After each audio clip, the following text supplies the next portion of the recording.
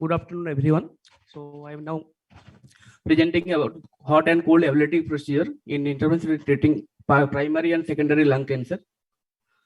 So the treatment option for primary and secondary lung cancer are the surgery, radiotherapy in the form of like stereotactic radiotherapy, SBRT, chemotherapy, and the ablative procedure. Ablative procedure are like hot and cold ablative procedure and the non-thermal ablation. So common ablative procedure is thermal or non-thermal. Thermal is like heat-based ablation, that is like radiofrequency ablation, laser ablation, HIFU, and the microwave. In lung cancer, that laser ablation and the HIFU is not that popular, but in RFA and microwaves are generally used. And in cold-based ablation, there is cryoablation. Both that liquid nitrogen and the argon, both are used as a cryoablator. And in non-thermal ablation, then IR is the most important procedure. And other ablative procedure like chemical ablation, absolute alcohol and acetic acid, these are not used in lung cancer. It's mostly used in the solid organ ablation. So role of ablation when that patient is not suitable for surgery, like high comorbidity, recurrence after surgery, so that anatomy is get distorted, and the adjunct to the surgery, as that only one lung to be ablated and the other lungs to be operated, and as a palliation procedure like pain palliation, where that patient is not fit for surgery, only to relieve the pain. So ideal candidate for ablation is the like primary cancer, only non-small cell carcinoma in stage 1A that can be operated, that can not be operated, but that is due to that is like poor cardiorespiratory comorbidity or insufficient lung vital reserves. But after the operation or lobectomy, there is a changes of the pulmonary function test. But in our study, like ablation causes only transient changes in the pulmonary function test, but not it is a permanent thing. And in metastasis, up to 5 lung nodules can be ablated. That ablation most likely we do in our settings like colorectal carcinoma, metastasis from colorectal carcinoma, soft tissue sarcoma, renal, breast, esophageal, testicular carcinoma, etc. And contraindication for ablation is the like diagnosis of small cell cancer. Because that small cell cancer usually diagnosed at the later stages, so it usually is in advanced stage, so it is cannot be ablated as a curative procedure. Stage 2 non-small cell carcinoma, it cannot be ablated as a curative option, but palliation as a pain palliation can be done. And presence of nodal and distant metastasis, so that is not a good candidate for ablation. And uncorrectable coagulopathy, it can be corrected by other measures that can be ablated at that time. And ECOG more than 2 is not a good candidate for ablation. And where life expectancy is more than 1 year, less than 1 year, that is not a preferable candidate. End-stage lung disease or respiratory failure is not a good candidate, but as we already discussed that ablation do not changes the pulmonary function test, it only changes the pulmonary function test transiently. And vessel located to hilum within 1 centimeter of a large vessel, these are relative contraindications. We can do like hydrodissection or artificial pneumothorax just before the ablation. So these are the relative contraindications. So now radiofrequency ablation, it uses alternative current and it AC current. So it generally oscillates between the electrodes through the ion channels, and it causes frictional energy within the tissue. So it generates the heat at the ablated site. So this agitation or frictional energy causes heat generation at the area. So these are the electrodes from the generator, and this is the RF electrode, and these are the grounding pads.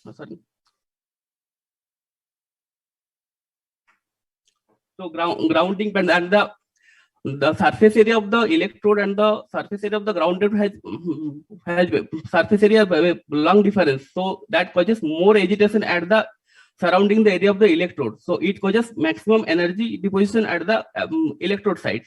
So it causes temperature increases, and when temperature increases more than 54 degrees centigrade temperature, it causes instant tissue death. So in our practice, we use more than 60 degrees centigrade temperature and less than 100 degree temperature to ablate the lesion, and it causes ultimately coagulative necrosis. So pre-procedure follow-up workup, we do like total body PET CT or CCT for the staging, mediastinoscopy in some cases like non-small cell carcinoma, and EVAS for the needle aspiration and other blood parameter, or if any antiplatelet or anticoagulants so we need to discontinue for according to their guideline. And procedure feature we do usually in the under GA or under conscious sedation, and under GA is preferred because we usually do under near the vital structures at that time, and to reduce the pneumothorax, to reduce the respiratory movement, we use small tidal volume. It decreases the chances of pneumothorax at the time of needle placement. And same principle we follow during the ablation, during the needle placement, just avoid the pushing lung fissure, should avoid the transfer minimal lung parenchyma. But in case of peripheral lung lesions, we used to use the trajectory through the lung parenchyma. And coaxial techniques also reduces the chances of pneumothorax. And microablation, it also causes coagulation necrosis, but it uses electromagnetic wave, and it causes electromagnetic field to electric field. And advantage of the microwave ablation is that faster and more uniform heating, and less dependent on the tissue properties, and less dependent on the thermal conduction of the lesion. And in microwave ablation, no grounding pad is necessary. So these are the, and complication like only pneumothorax is the main complication, but only 10 to 20% cases require drainage. Otherwise, intraprocedural major complication like hemorrhage that can be treated by blood transfusion or angioembolization.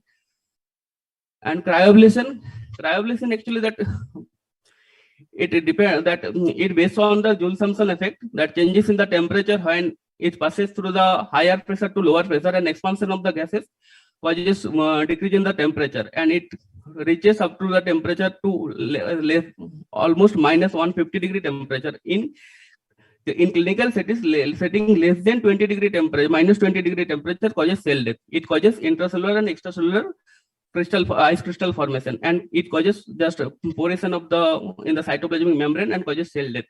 So in two types of gas we usually use, one is the argon and another is the nitrogen. So in cryoflow, that gas is passed through the through that aperture is small aperture, then it is expanded in the big aperture and causes sudden expansion of the gases and causes decrease in the temperature. So this is the cryoflow. That tip portion, it usually is the active portion, and near the tip that temperature reaches up to minus 150 degree temperature, and at the surface of the ice ball it usually 0 degree temperature. So to achieve the ablative margin, so we need to ablate the more than 5 to 7 millimeter, and that ice ball can be monitored in the CT and ultrasound or MRI anyway. So this is the death mechanism of the ablation procedure. So intracellular ice and extracellular ice both are important for cell death. That intracellular ice formation occurs under rapid cooling and at the sites where cells are tightly packed. So intracellular ice compresses and deforms the nuclei and the cytoplasmic component and induces pore formation in the plasma membrane and results in permanent dysfunction of the cell and the transport system. And in the extracellular formation is at moderate freezing temperature and slower cooling rates. So ice crystal sequester the frequent and which increases the solute concentration has the tonicity of the external component. So both causes destabilize the cell membrane and causes the cell poration and ultimately causing the cell swelling and cell bursting. So during cryoablation we use two cycles, on freezing cycle and thawing cycle. Both are important. So our principle is rapid freezing and slow in thawing. So this is the main important for effective cell death. So in summary, this optimal technique for the destruction of the tumor is the rapid freezing of the tissue and the appropriate low temperature slow thawing. And before the removal of the needle, the passive thawing is most important to decrease the injury. So there is a difference between the cryoablation and the heat-based ablation. That ablation, that RFA or microwave, it causes hypothermia and damage to the cancer cells, and in cryoablation causes ice crystal formation. Real-time imaging is better in clear view in the cryoablation, and in post-ablation boundary is also better, is smooth, uniform is in cryoablation, that is irregular and the unpredictable in the RFA. And in RFA, it is causing little more pain. So heavy sedation or general anesthesia is preferred, but cryoablation can be done in light sedation on local anesthesia. And that abscopal effect, that is the immune stimulatory effect, it is more in cryoablation because it causes pore formation in the cell membrane and causes that immune system, that cancer's antigen to expose to the cell body's immune surface, immune complex, immune system. So it causes antibody formation against the cancer cells and cancer antigens. So there is better abscopal effect in the cryoablation. That is also seen in the RF and microwave, but it is better in cryo. And image guidance both can be done like USG, CT, and MRI. And treating time is more in cryoablation, but it depends on the diameter of the cryoablation probe. If the probe diameter is more, so it causes better crystal formation and requires less time. So this is the cryo probe, that is cannula, this is the mandrel. That mandrel portion is the active portion. And so now some cases that is not operable, and we did the RFA. And this is a case of 71 years old diabetic hypertensive with ischemic cardiac disease. So history of hemoptysis 2 months back. So diagnosed as squamous cell carcinoma.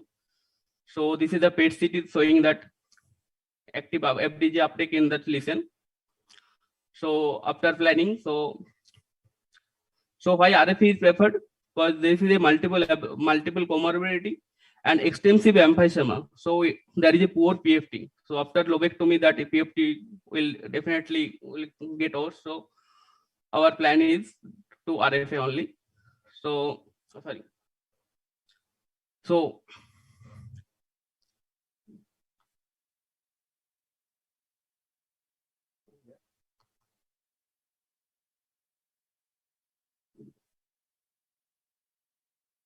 अरे कहाँ जा रहे?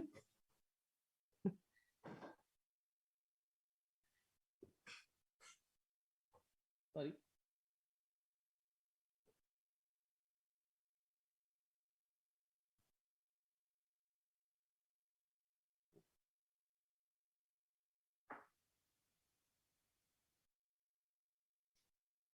Yeah.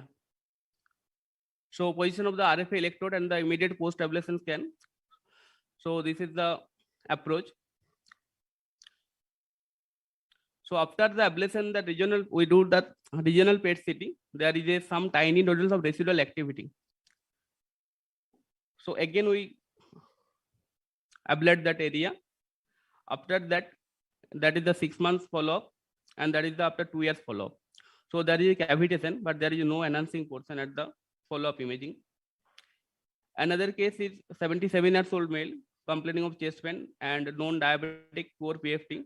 So we decided to do the ablation. So CT biopsy is a squamous cell carcinoma.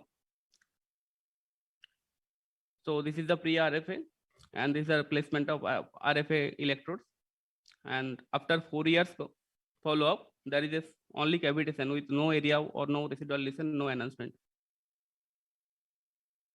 Another case, that's CT biopsy, it is the adenocarcinoma, so primary lung cancer, 78 years old male with a persistent cough. That is on evaluation, that is a HbSAg positive cirrhosis, portal hypertension with poor PFT. So surgery will not be a good option for that patient. So RFA in view of poor PFT. So we did the RFA, and at that time, one post-ablation patient developed pyonemothorax, that hydropneumothorax got infected.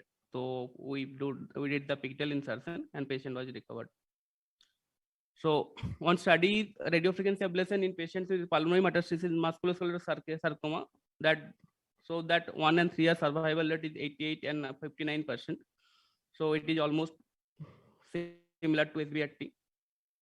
And another study, same, that 1 and 3 year survival rate, it is as good as, it is survival rate is 92 and 65%. So it is safe and efficacious. And yeah, another study, radiofrequency ablation for early stage non-small cell carcinoma, it showed that 1, 2, 3, 5 year survival rate, that is approximately 70 to 100%, 53 to 86%, and 36 to 88%. So that median survival rate is changes from 29 to 6 months over the time, and with the use of that ablative procedure.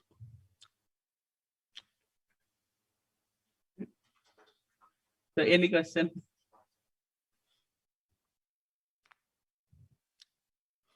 No. Thank you.